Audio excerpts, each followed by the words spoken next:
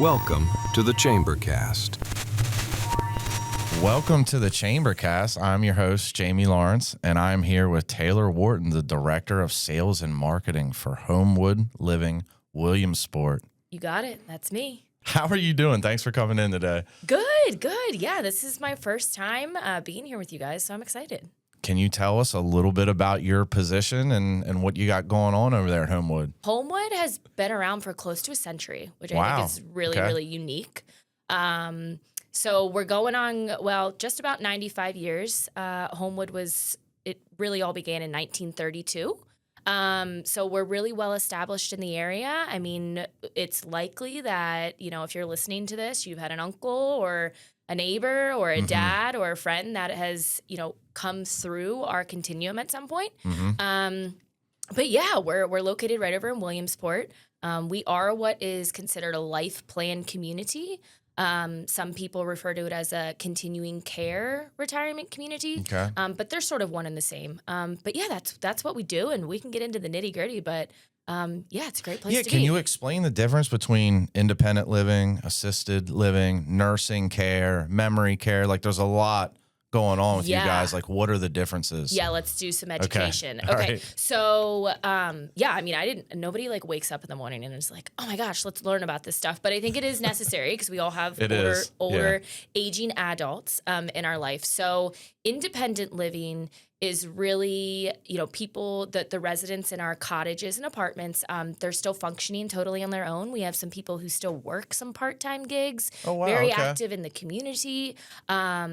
So typically it's 70 plus, right? But our independent living residents, it's totally maintenance free. So think about like never mowing the lawn again. Oh, wow. Never having to rake leaves again. Like if the dishwasher breaks or something's going on with the fridge, like you put a ticket in and our guys are out there fixing it, right? So that's that maintenance free independent living piece that we have. And then you sort of work your way through. I mean, nobody's got a crystal ball, but the idea is that families and residents have peace of mind knowing that if there are care needs down the line, that they can stay right there with their family at Homewood, right? So assisted living is really that next piece, which is sort of that intermediate level of care. So I don't know, let's say you know someone who maybe is needing a little bit of help with medication management or some help with bathing or dressing. That's sort of like that middle ground. And then our healthcare center is really the backbone of our clinical team. So we do nursing care and then we have short-term rehabilitation. But the beauty of Homewood is that we have it all on campus, right? So it's not like you're having to go out and, go 20 minutes down the road if you do need some rehabilitation or, you get to stay right there with the people that you trust and know, which I think is really special.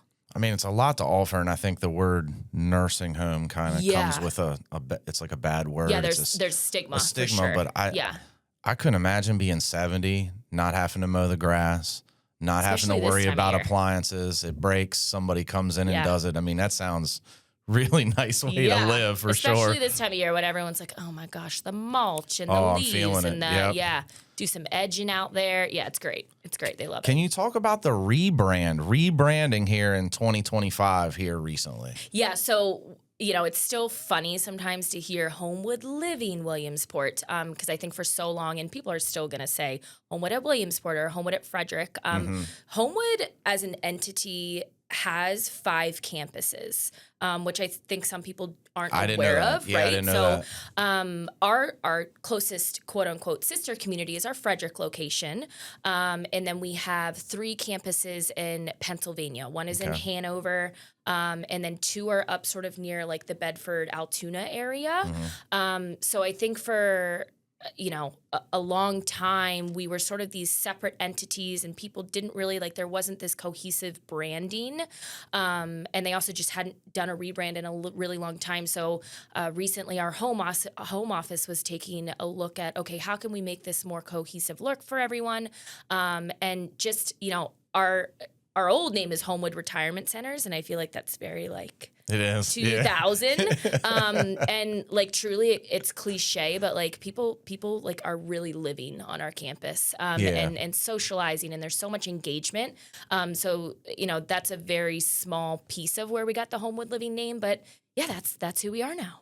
I think a lot of people see the name popping up at boxcar games now. Yeah. The Heck Silver yeah. Sluggers. What Yeah. is a Silver Slugger exactly? So a Silver Slugger is someone who's 55 or older, who loves baseball. So Homewood is sponsoring the Silver Sluggers games, which are all home Tuesday night games. Yep. So, so if you're 55 or older, you can get a discounted season ticket rate. I can't tell you that rate off the top of my head right now. That's all right. But it's special. It comes with some perks, right? So they get gifts at the beginning of the season. Like I said, they get a discounted rate. There are chances for them to win prizes throughout the season. And of course, we're there to have fun with. Yeah, right? absolutely. So we have a table set up, educating people and simply just like being part of the community. I think it's really been special to have this opportunity, especially during the rebrand, because it's helped with that rebrand awareness. Yep. And so there's no requirement. You just got to be 55 plus, and you go to a ball game, and you're I need a Silver Slugger ticket. Here's my ID, and you're good to go. You got it. Very cool. Yeah. Well, shout out to the Boxcars for supporting that as well, being a part of that. Like very, very candidly, they've been really wonderful to work with. And you have an upcoming event, the Spring Open House. Can we talk about that for a few minutes? It was actually yesterday. Oh, we missed it. I'm sorry. It. All right. But we do try to have them at least quarterly. You do a couple a year, like spring, summer, fall type of deal? What do those events look like? So the open houses particularly, we always like to say like the word tour can feel like very concrete and a little overwhelming, right? If you're like, come in for a tour. But if you just like want to pop your head in and look at our cottages or take a look at you get what to we look have to offer, you just like it feels a little more casual. Yeah. And you get to meet some of our residents and you get to meet our team. Okay. Yeah. So be on the lookout for I think our next one's going to be in July. But if you don't want to wait until July, just call me. What's the biggest piece of advice you could give families considering retirement living? Don't wait. Like whether you're looking for yourself or you're looking for a loved one or a friend, whatever it may be, I think so many, like I sort of mentioned earlier, like nobody wakes up in the morning and is like, oh my gosh, like let's learn about retirement living. Yeah. It's not like shopping for a new car or going to see a new house necessarily. It's a big conversation. It's big and it's overwhelming and there's so many components, right? We always say like this is just as much a financial decision as it is an emotional one, right? Because it's a huge change. But I think, the biggest piece of advice is don't wait. At least gathering the research that you can. And maybe a community isn't the right fit for your loved one or yourself, right? Like maybe you want to age in place. So I think holistically, we always tell families like, take a look at, okay, do you want to age in place? Do you want to remain in your house? Or there are so many opportunities that perhaps aging in place doesn't give someone, right? Like the socialization and the engagement of being around, 250 other people who have chosen, okay, I want to live at a place like Homewood, right? And making friends and having that piece of it. So don't wait. And like I said, like there are so many opportunities you don't have to come in for like a tour, right? Just pop into an open house, or we even have our upcoming Strawberry Festival. Ooh. Fun. We can't forget to talk about that. This is our 27th year doing our Strawberry Festival. Have you heard of it? I feel like I've never heard of the Strawberry Festival. This is cray. Okay, so the Strawberry Festival, actually, when I started... I mean, I'm not a big fruit guy, obviously, but... Do you like strawberries? I eat once in a while. I partake. Okay. I'm more of like a meat and cheese kind of guy. Okay, there will be meat and cheese there. We do have food trucks. Say less. Say less. So it is June 6th. Okay. From 9 to 2. This is going to blow your mind. So they've been doing this Homewood. I mean, I haven't been at Homewood 27 years, but they've been doing this, and it's grown into like this massive community event. So if you're from Williamsport or you're from the area, like you most likely have heard of it. Yeah. But it's a strawberry festival, so everything and anything is strawberry related, right? So it started as a way for our campus. It was sort of like a fundraiser, right? Because Homewood is a nonprofit.